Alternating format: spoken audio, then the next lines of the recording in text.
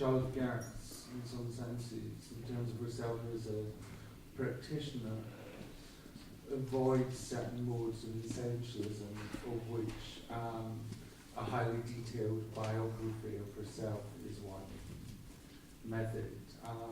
And quite often we see the repetition of specific tropes in the way that she would describe herself, including born in Lithuania, raised in Israel, based in Paris. So very rarely the term lived or lives. So it's that mode of escapism in a way, or possibility to occupy multiple situations or places. It's not something I'm going to try and reinterrogate today. I've tried it before and had resistance. And I've grown up. I want to sort of place this sort of personal caveat in a sense in terms of myself, just that people may not know this and it may be relevant in the sense that we have been working together, whatever that may mean actually, since the last century.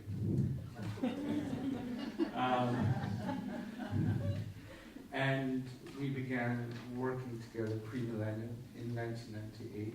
We first met when I was commissioning artworks in the public realm for what was then considered to be one of the most deprived and contested neighbourhoods on the outskirts of a city, my home city of Glasgow, where we appointed you to develop a piece of work. So 17 years of dialogue, in a sense, between us, and with significant regularity in contact, often. And yet we have only in those 17 years made 2 exhibitions together. One, the commissioning of a thread in Glasgow, which took us almost 7 years to realise. And then more recently, but still a long time ago, the commissioning of the last or most recent chapter of L'Hypothèse des Histoires, again in a suburb of Birmingham in the UK, which again took many years to realise and was commissioned for a new institution itself, an institution called The Public, which closed the day that your exhibition opened, and closed with an artwork in which you asked the public to consider what their faith, belief, or trust or consideration in the new institution may be. So complex, contestable, problematic.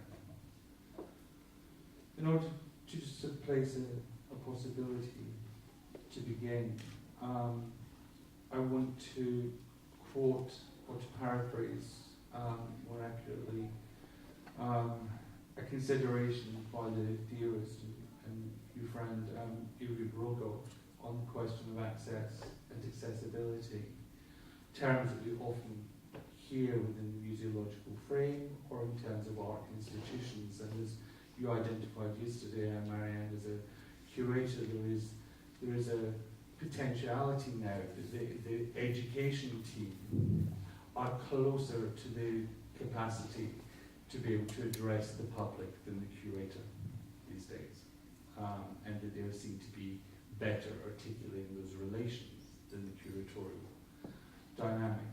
But for Rogov, she suggests the notion of access should be considered as how we become implicated in a problem.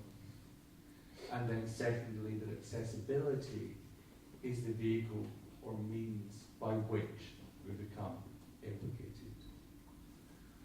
I find this incredibly useful as a way to think through your work, and it would seem kind of crazy in some ways to not begin with some discussion of one of your most lauded, contested, and discussed works, the Monument Against Fascism, created in collaboration with Jochen Gerz, and I am desperately trying to get this bloody computer to show me. And we've talked about this before in different ways, and I wanted to talk about it in part because of Rosalyn's presentation yesterday, but there are certain things that I wanted to talk to about it. But what might be useful is for those people who are not so familiar with this extraordinary thing is if you could just give a basic sort of a description of it, of what it is, so in ontological terms, but also what it does in terms of the epistemology of the monument. Well, after you described so well my background, and coming from, it's actually the history of monuments, like the large monuments that were even contested by artists in the beginning of the century, should we work for the public or not? So this is still, it's not yet. She turned it on. Well, a lot of things work. And so it is, it was like, I met Jochen's big exhibition in Galilee, where the war was still raging on the other side of the border in '83, and a big collapse of a reality was just downing at us, and he said, well, let's do this proposition for what the city of Hamburg wants to do. They want to do a monument against fascism, and let's give a proposition. And the city of Hamburg was at the time starting to actually suffer from the neo-fascism. The term was not yet there. And so they wanted to do a monument against fascism, the most weird thing possible, because monuments are for something and not against. My reaction was like, monuments? No. I want all monuments to disappear, and if we do one that disappears, then we can start talking about a proposition. And we base a proposition of this concept that it is, and it was also chosen by the city, where 6 artists participating. So they chose it because it's the most crazy idea to choose, but they did. Because they got something, the simple dialectic is, what is our role in society as people? So what this proposes is, there's a text inviting the people to sign the surface of lead of this column of 12 meters, 1 meter, 1 meter, sign their name against fascism, and when this surface that you can reach is full, it will be lowered into a well-prepared shaft before, and so you could go on signing the rest of it, saying a monument cannot fight against fascism, it's us that have to do it. It was inaugurated, it was immediately a big outcry saying, what do you mean? It's ugly, it's not the roaring lion, it doesn't have the name of the victims, and we have to sign, are we fascists? What's going on? So it went through against the participation, so the whole beginning of all this kind of new ways of dealing with things was there. And just, I was in New York a couple of months ago visiting the monument of September 11th. And well enough, it's using the same space, like going down. It's where we stand and we actually look down. We don't look up. And between these two events of these two ideas, actually several artists already used this other space, and it's the inside space. It's our Micha Ullmann, Hoheusel, and it's not easy to sneak away from the institutional awareness, this you can do, this you cannot do, because the mayor was attacked severely, and we with him, about what do you mean you put 500,000 Deutschland down to the earth? It will disappear. So those kind of radical, let's say, concept to the concept of monument or participation It's a major, like who will take it up? Okay, there's a couple of things that I want to ask specifically about this. In a sense, you sort of described one of these sort of things, but obviously this work has been addressed often through consideration of two things.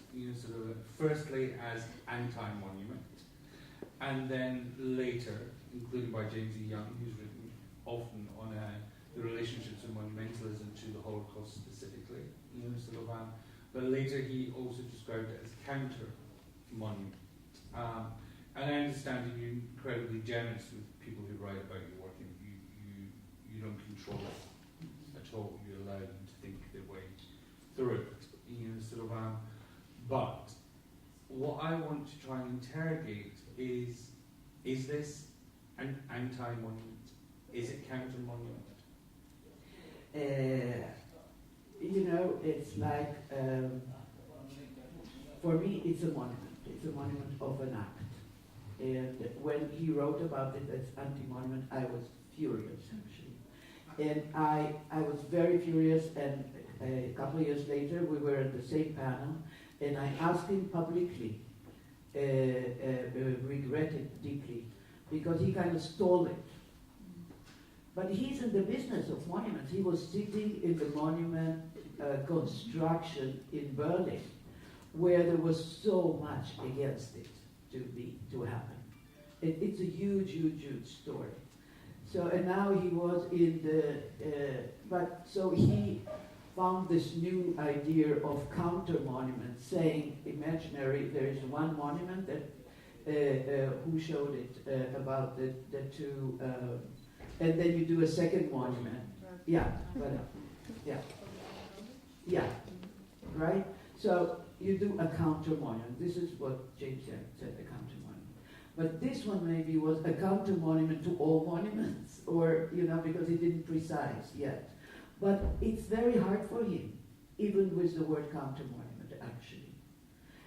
He wrote a brilliant text after trying to claim it. I saw him after that. He still has problems. He still has problems because it's a whole business. It's about budget, it's about city planning, it's about planting of trees and maintenance budget of millions of the monuments today in New York. So it's like, it's almost schizophrenic even to ask him to deal with it. The question is, who will do? Who will actually write not art history, but the history of artworks that will shift maybe a lot of understanding of art today that you were talking about, and how can it change? It can change by also what we call history and changing of the terms. And I'm thinking about it so much because the most amazing thing happened before the work, after the work, outside the work, and we share three people about it. And it's a loss, but is it or not?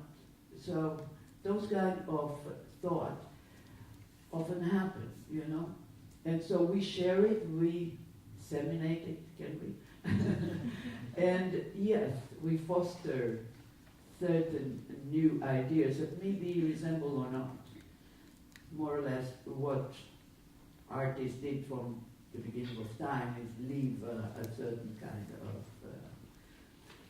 Thanks. I want to propose something also in relation to this. We don't have time to talk about the precursor of this kind of work, oil on stone site you can tell high, because I think that it is it's often not discussed either, but it is in my consciousness as I ask these kind of questions, and to sort of move towards what it is I next want to ask specifically about the monument against fascism. I want to provide a little quote by Mayakovsky, and to sort of emphasize a couple of points within it. And the point of emphasis in the sentence is the first two words of the quote. The presence of a problem in society, the solution of which is conceivable only in poetic terms. A social command, in that there is an urgency to meet the problem with poetics, as opposed to make it soluble. Yeah? And what I want to suggest actually, even though in you and Joachim's text here it says that this monument disappears, I contest that it disappears. It actually becomes grounded, in a sense, into the foundations of the city. It becomes not even invisible, actually, because within the shaft that you described earlier on, there's a window through which we can still see it. So many of the terminologies and technologies through which this work has been discussed suggest that it no longer is present. And whilst it may have some senses of absentia, I would really question that it disappears ever. I agree. I completely agree, and I will ask the city to change over. Great. And the other thing that I want to suggest around that is that in its absentia, its presence actually is sort of outlined, it is emphasized through its absentia. But what it also does, in a way, is a precursor for what I think Rosalyn really identifies well in relation to his first kind of set of texts on your work, which is that for you and within your practice, sort of representation does not occur by one thing standing in the place of another. And that what your work does, maybe more in terms of the way the genre non-C considers not your work specifically, but is in the amplification of a reverberation and not in the field of representation sense. And I think the monument in a sense is a precursor of this. Does that make sense? Yeah, because even it's like when you say representation and the monument, it's more like presentation than representation. And I think this follows everything in my work is not a representation. I try just to bring the present of something. And so here the question is, yeah, one thing doesn't disappear, it's us, the participants, and this present would kind of continue ever. I mean, I think that there are, I never know how to describe these sort of things. I mean, whether they are behaviours or tropes or sort of idioms in a sense, but the monument goes to the ground, and then you have other works that throw themselves to the sky. You have works where, for example, we've mentioned Ding produced for Buchenwald, where things are excavated. And I think there's a thing to be considered really carefully with mentioning in terms of where these objects sort of arise from, and that they don't arise from a huge scattered space of Buchenwald. And I think it's very important to remember in this moment that Buchenwald is a memorial itself. The whole camp is a memorial. It is not a museum, it is termed a memorial, and the Buchenwald itself now is within memorial. But the objects that you represent, though questionable if they're in a mode of representation again, but the objects depicted in the photographs and in the videos where people are handling objects excavated from the ground of Buchenwald, these objects were cramped into a very small space. They are not across the whole width of the camp, and so they are within a sort of very tight sort of frame from which they were released from the ground. They were very close to the sort of bathing house in Buchenwald. But and then of course, sort of in the search in Lithuania for another home, there's another notion of interment, of trying to sort of go underground.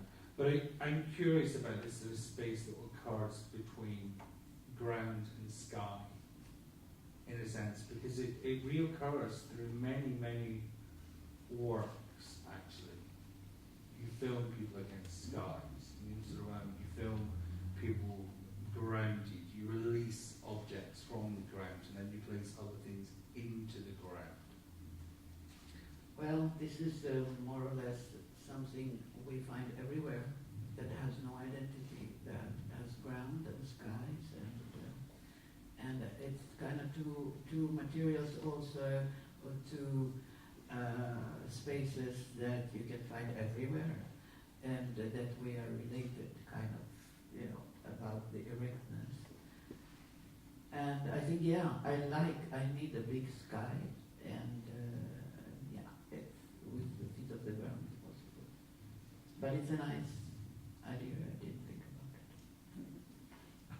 I want to talk about another project, and I want to just talk about this in relation to trust, in a sense, and it's the project Daedalus, produced in 2003 in Dublin's northeast inner city. A project also very beautifully written about by Lisa LeFou in her essay that addresses this work. But it's a work that very much is predicated on the possibility of bringing trust into being, and one in which there are multiplicities of transactionality that occur between what people describe as the participants in your work. But I want us to maybe think about it in a particular way, and I'd like us to think about it in terms of your forward to the book that we made together that came from this research project. And to quote you, I have begun to think through how the dispositives responsible for the opening up of spaces that is often referenced here may offer a new proposition for future development that I am only now beginning to think through, the potentiality of a trust gap as relative to the societal idea of enabling speech. But before we sort of interrogate that partly through this, would you describe Daedalus for us and its transactional frames? Yeah, there was an Irish curator in Paris that she said, after seeing my exhibition in Aubervilliers, she said, you have to come to North Inner City, it's absolutely necessary. And I said, well, I've been in Dublin several times, I don't even know what is North Inner City. We come there and she takes me for a walk with a local historian and another person from the fire station, artist residency, and we walk and they tell me, okay, here, beginning of the century was 1,300 prostitutes operated here, 70% of the children are dying from overdose now, and we would like you to do a project here. I almost kind of collapsed. It came just like a, and I became so angry, and I said, like, are you crazy? Do you think art can do anything in this kind of awful situation? That's like, anyhow, I retreated to the hotel. I said, that's it. Anyhow, there was happening an interesting economical kind of action, where there was a tax-free zone, a regeneration of houses, and I thought the architecture really interesting in this area. So I started photographing the houses. Then I said, actually, I shouldn't photograph. I should ask the people that live in the house to grant me the permission to photograph the house. And then what I wanted to do is those photographs that would be granted permission, I would project them a little bit after on another. I would displace the image of the house, of the facade, of the portrait of where you walk in every day without even thinking that you see something that is a part of you. And then I asked also a third person, can you please take in the projector into your house so it can project from there. And I said that if I do the project, it will be an expensive project. 20 projections for a month. Means usually art, a projection would be one evening and everybody will applaud and go home and it will be over. I said no. So it was a huge thing. Talking with all the people that own the houses sometimes would be huge houses, so discussing with everybody, discussing with the dealers what is the best house to photograph, slowly kind of crawling around this area and kind of this talking about the project. And when the project was launched, we had the local art historian take people for a walk through all the projections and the houses that they had projected, photographed on. And people said, oh my God, I never was in this neighborhood for 20 years because everybody avoided it. It was really, it was awful stories. But, you know, after the project finished, after a month, and I also asked, you see, it's like this is the projectors, and people were afraid also, because if you put light on something where the dealing goes on, it can be very complicated. During the months of this work, no projector was damaged, stolen, no surface was tagged, well, everything was tagged. And in the end, in the evening of the opening, this woman came to me and she said, okay, where's the next project? So it was like, it's time, it's a year, more than a year that we were working on it. To collect the funds, so a lot of people were aware of what's going on. So it's like, okay, I sit here and I talk about, when you see the work in a book or something, it's no way that you can open it up. So you know from the beginning when you do a project that all these wonderful or awful things that the young woman that came to do this film was attacked. I said to her, never put your camera on a tripod. And she said, don't tell me what to do. I said, you're sure? In 1 second we had a swarm of kids and just rammed her off and took her, you know. Because you know, it's like a jungle, you have to know how they walk. So, but there's a lot of those stories you cannot, but they were the most important thing, kind of dialogical parts of the project that actually did leave a trace, did do. I was invited, and then I took photographs of the projections. I made photographs of them, and I showed them in different exhibitions where I was invited the next year. A year later, a couple of years later, I was invited back to Dublin to do an exhibition of those. It was a new gallery, city gallery, with a catalog that was really amazing. And so there was like around what is a work of art, how it starts as an action, performance, scrolling, into a photograph that is today a part of the fracks bought as a work of art. And somehow it kind of questions the whole, what is a work of art, where it starts, where it's finished, and how it is going into history. Okay, I mean, so what was happening here is that somebody would give you permission to photograph their building. You know, sort of then somebody else would agree to have a projector placed into their house,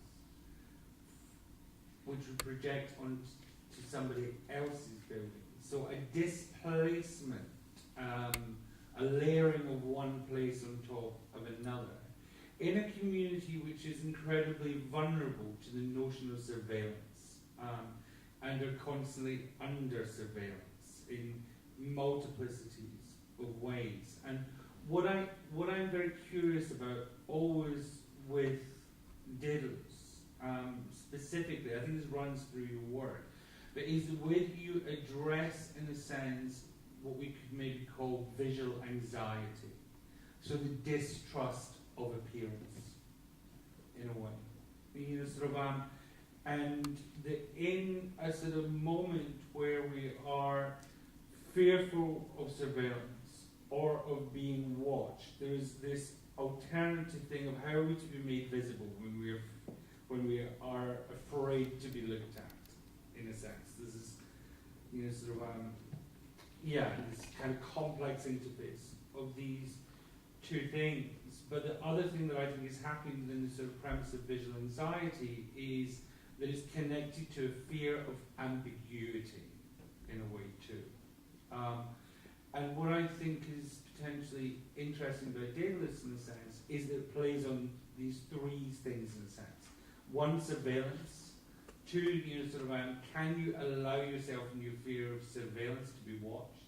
But then thirdly, the politics of using ambiguity as a means to make things happen.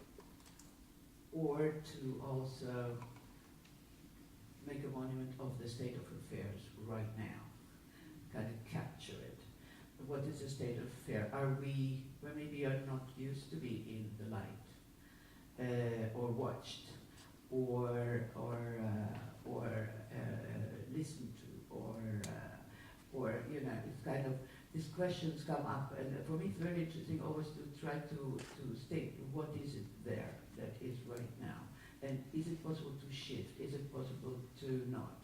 And it's not a judgmental kind of situation. It's like, I think this is what I always try to actually say, that it's much more possible to do things that is impossible to do things, even in this kind of complicated situation.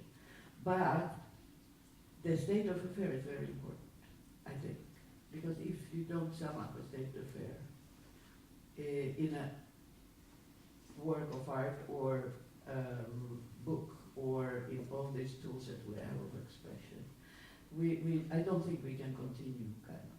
So you have, the deficit is already in there, but I think it's somehow acknowledged, because this is what I should do. I'm going to ask you something about commissioning and being commissioned. I mean, my specific take on this, as we all know, is that commissioning, in a sense, addresses the not individual, but sort of a cooperative, not even collective, but a cooperative fantasy around artworks that don't exist. And that we create a nexus of actors, sort of towards the realization of this, and that these multiple actors engaged in this kind of cooperative fantasy will have multiple readings of what it may be possible from it, both in the sense of instrumentalization, but also for me personally much more interested in the question of what it is, what are the possibilities to be instrumental, actually, which I think we talk about. We seem to talk so much about instrumentalization, but we rarely discuss what are the possibilities of being instrumental. Sort of, in the same way that you're addressing this question of autonomy versus agency, in a sense. And I'm curious about what notions or navigations of trust or of trustworthiness, to be more specific, do you believe occur in this, what you quite often describe not as commission, but invitation, actually? What does this mean for you? Because a criticism that could be made, it's not one that I would choose to make, is that it's a very market-driven dynamic where somebody goes, okay, I will buy it. I will buy you as a service provider, sort of classic sort of thing. And I will buy your critique, and I will buy your politic, and I will buy your history, and I will buy your oeuvre, and I will buy into this. But for you, what is this uncertainty around the commission that has driven a career of being commissioned?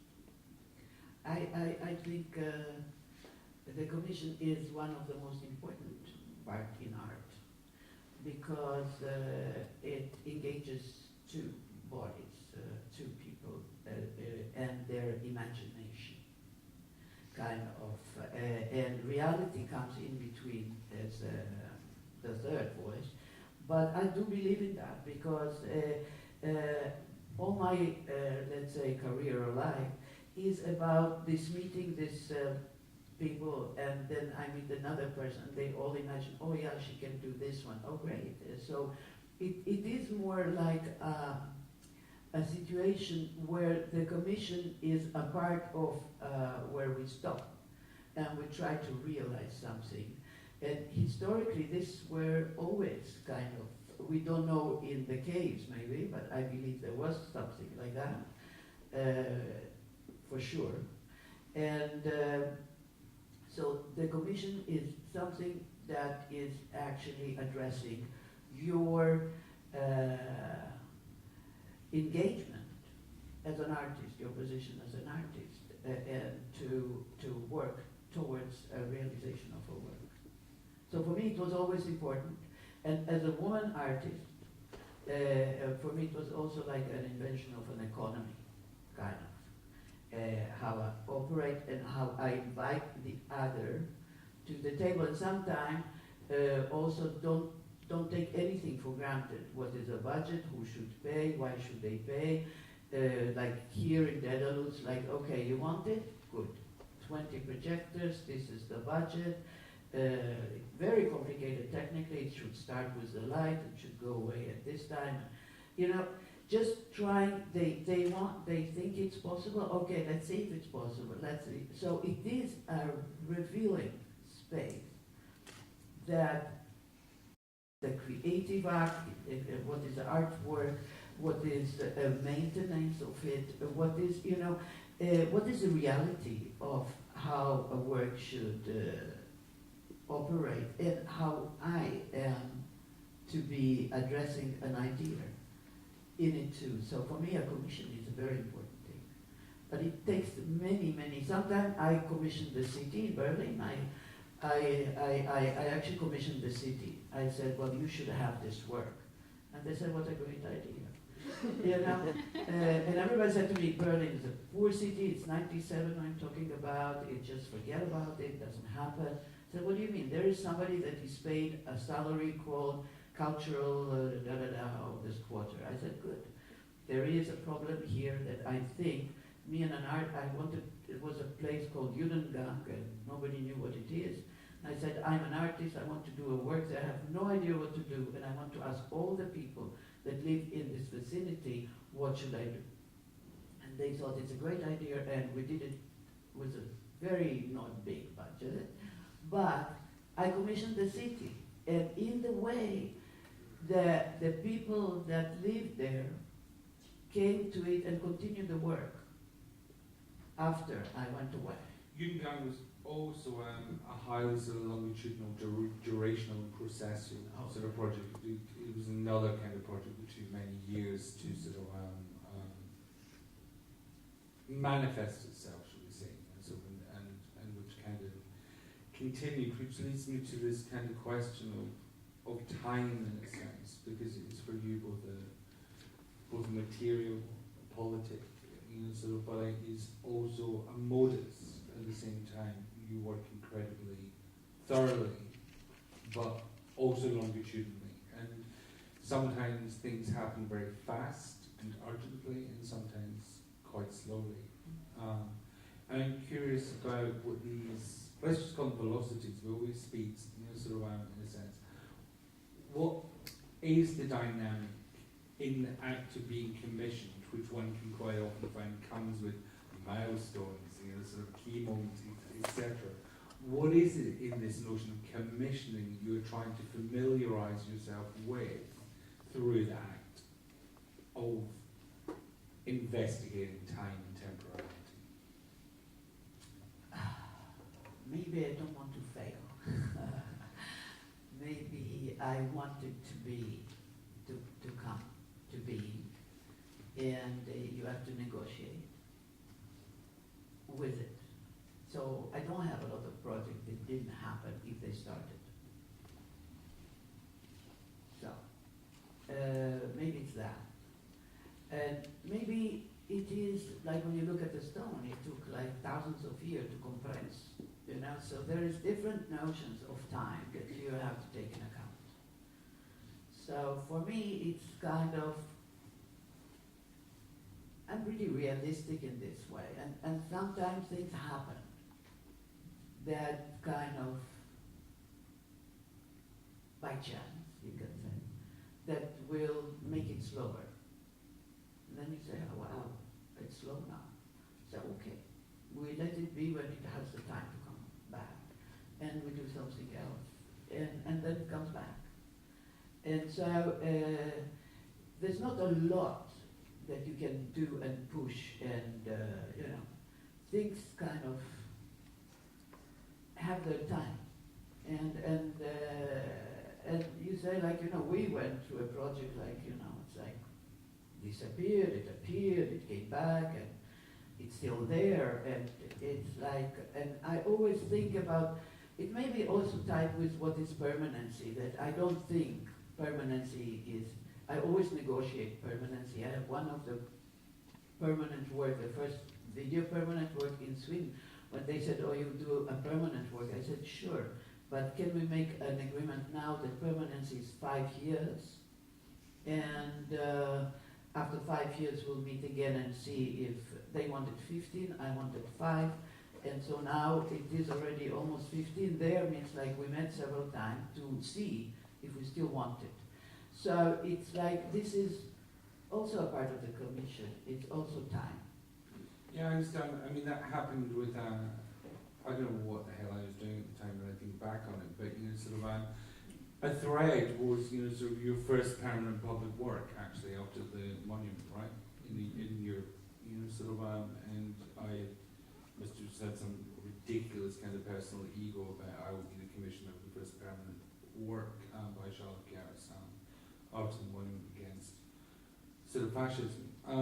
But, you know, sort of, this notion of permanence and stability is something you've often sort of sought to challenge, and you've challenged it through a very interesting and longitudinal relationship also with museums in a way. You know, sort of when we encounter your work often in museological settings, as I said earlier on, and a little bit less sometimes, those becoming much more increasing in recent years within the kind of sort of arena or the circus of contemporary art. You know, sort of, and I'm curious about why you believe the museum wants you to be there. Why do museums want to commission these contemporary works from you? Why the museological context or setting and not the education department, you know, so of the contemporary art space? Why the museum? What is it that attracts them to? We'll have to ask the museums. I think in some ways they've answered it. You know, so I think but for you, why do you gravitate again and again to the museological? What is it about it? Well, this is where I was educated. That's why I became an artist. We were going, when I was in the high school, to actually do art lectures in the museum because of our school was rebuilding. And I was fascinated by the transformation of a space that happened every time there's something, a new show, a new thing. I thought, that's it. That kind of change, this radical kind of proposition that happens all the time. It's good to move the museum, you know, it's good to because they are in such radical change all the time. It should be awful or fantastic. So there is kind of, when you go to a museum, I also in the museum, I was exposed to the most tremendous work by the artists and by curators, putting it on the wall, like a painting where you see the executioner and the executed and the bullet in there. So that somebody placed this work and not another one in the museum. So it is a way where you maybe silently communicate. So that's why I have a lot of speech or disturbing the silent in the museum. But there is, you actually dialogue through somebody that puts it up, so it's not only the artist. There's a space of that for me it's a laboratory. So, you know, but then I take the space of the museum and put it in the suburb, and I also do it the other way around. And so suddenly you have a museum there too. Or I insert the suburb in the museum. I want to, it's a good point. I want, you know, so for me to provide you with another quote.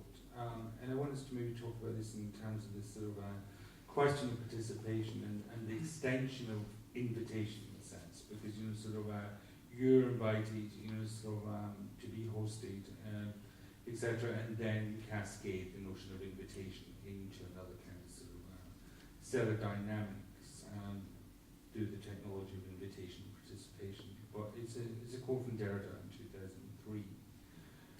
the word for hospitality is a Latin word, hospitalitet, sort of a word of Latin origin, of a troubled and troubling origin, a word which carries its own contradiction incorporated into it, a Latin word which allows itself to be parasited by its opposite, hostility, the undesirable guest, hood, which it harbours as a self-contradiction in its own body. And I think that in the act of commissioning, sort of takes a certain form of courage in a way to bring the undesirable, not uninvited, and I think this is very key, the undesirable guest into sort of place. And I'm curious for you, sort of where this kind of thing about hospitality and hostility and the conjoined existence operates, because you're a deeply critical human being. So you're deeply concerned by the world in which we live. Sort of, and in some senses you are not a compromiser, Esther, in your commitment to that, and your commitment to it is to consistently channel it and to confront us with it again and again of what it is we are capable of doing to each other. And so when you enter these kind of spaces as this undesirable guest, so therefore invited, what happens in the cascade to the participant? What do they participate in? Well, it's a complicated question that hard to answer, because the first participant that I kind of understood was the model, the woman, the nude, sitting, doing nothing, being painted by, sometimes falling asleep or something, and depicted anyhow. So maybe it would prompt me to make it more active. And when I ask people to participate, I usually delegate it to the museum to find the people. Or sometimes I betray this too, and I do this in another way. But I always try to make an exchange. And this is, again, not noted in any of the thing. So if I ask, like in the Portrait des Histoires, I ask the people what story should be told today, and the person can tell me what they want, and they also can tell me what I filmed them. When I put the 60 people together in one film of 2.5 hours, and I invite everybody to look at it in the first projection, exit, I give them the video of them being a part of. So there is a little exchange. And I always say to my students, if I want people to participate, there should be an exchange. Somehow, you should invent kind of a bidule, like a little thing that you understand and give them also to understand they're part of a community. So they were one, they were a community, and now this galette, this DVD, will be in the museum. So it's like a one into a one into a one, but there is an exchange, and you take away with you something. Okay. Only once I had somebody that I actually revealed the project a year before to a beautiful man, and when he was invited to participate, he kind of imagined the work differently, I think. And then he came, okay, do you pay me for my participation? I said, okay, how much do you think it's worth? How much you want? And he said, 500 korah. I said, okay, I'll give you 500 korah. His participation was not as good as it could have been, and we both knew it. But it's a question, it's a big question. How do you solve it? I don't know. But what I can tell you, when they come to participate and we have these imaginary spaces open up, it is fantastic.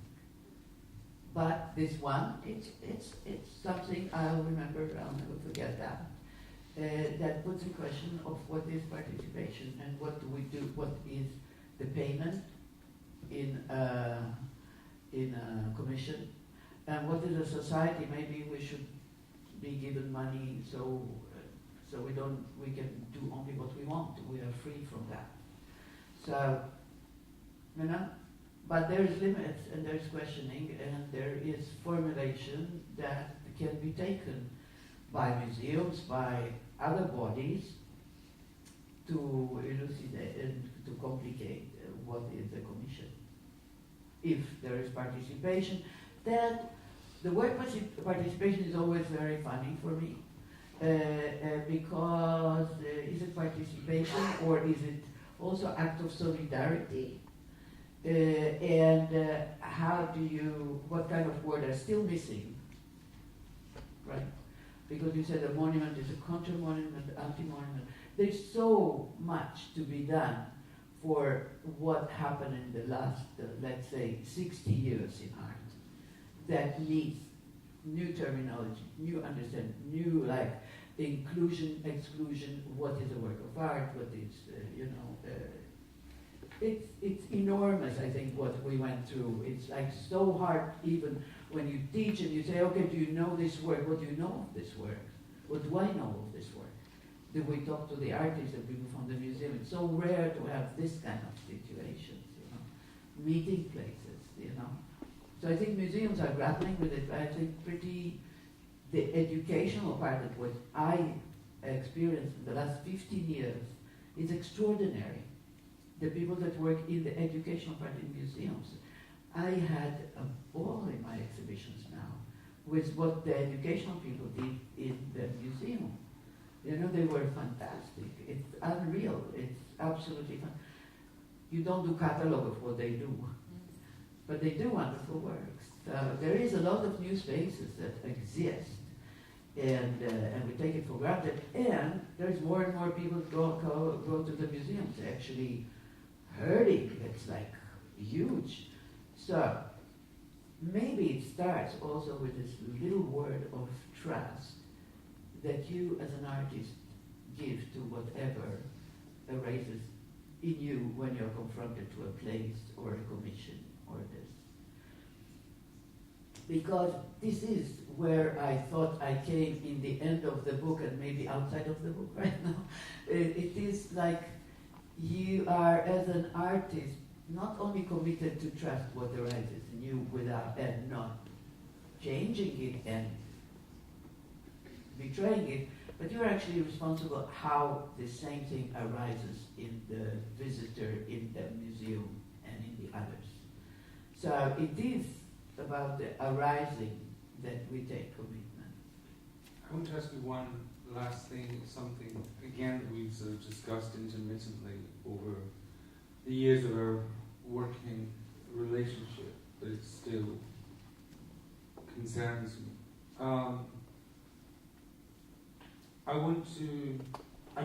When we started, so yesterday, I outlined, in a sense, what I think the fantasies of you are by others as well, and some of the potential fetishizations even of what it is to go, okay, here's a woman, we can invite her to go to Buchenwald, and we can say, here are the problematics of Adorno, do it, sort it, fix it, respond, answer it, please.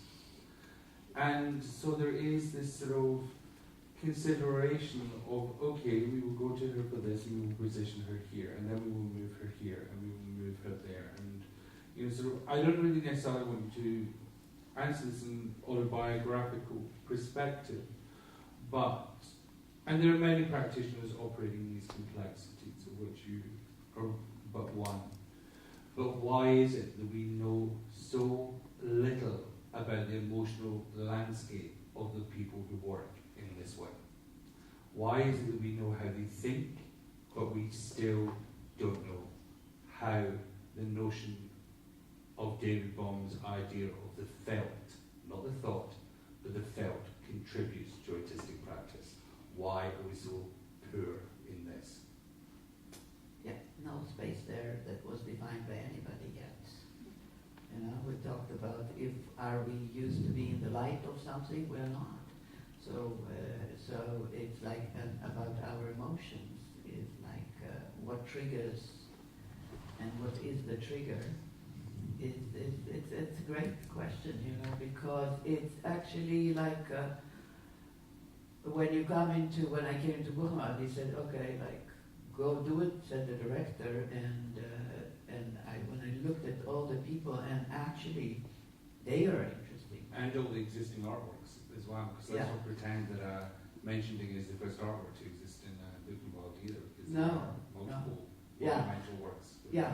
So actually what you don't see is the commissioner. So what I actually did, I actually turned it around and said, well, I want you to talk about that. I want you to be in my work. So the objects are nothing, broken things, it's small. Who makes object bigger? So it is the people, it is the director saying, how come we can show garbage in the museum, and the art historian that think, oh, maybe it's this, maybe it was done by that. It's all this imaginary, emotional part, you know. The historian, he was shaking when we were filming, and we had to go and pat him because it was really kind of, so when I had to edit, it was hard. Sometimes it would be wet, and sometimes not. But the emotional part, it's very hard to be in the limelight and to participate and to do, because you always sit behind something that is not revealed, that's not written about, not taken into account, and so not being taught or shared. And it's very scary to do art, or it's very scary to participate.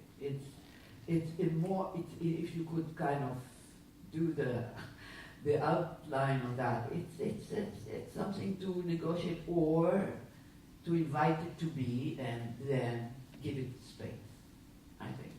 Thank you. We need to move on, but just to conclude, I'll quote something. Again, it's not by you, but it does connect, I think, to a lot of what it is you're concerned by, and it's by one of your favourites, Marcel Duchamp. It's not what you see that is art. Art is the gap. Yeah. It's absolutely there. It's very frustrating, but you keep on running in circles in a way. But it's true. It's true. And it's like, it's funny, when you were talking that, I was looking at Lyotard, talking about Duchamp, saying, he wrote this book about a transformer, Duchamp, saying, oh, Duchamp actually kind of changed his mode of doing art, because looking at the bodies of the workers taken from the fields, put into the factories, and their bodies survived. So I have to change my work. So it's, I think it's funny with Duchamp, in a way, he was the most generous about the emotional part. And he also said in this creative act that I used to give to the graduating students, saying, okay, you as an artist know only 50% of what you actually did, and you stand in the end. It is the public that did it. Thank you. Thank you very much.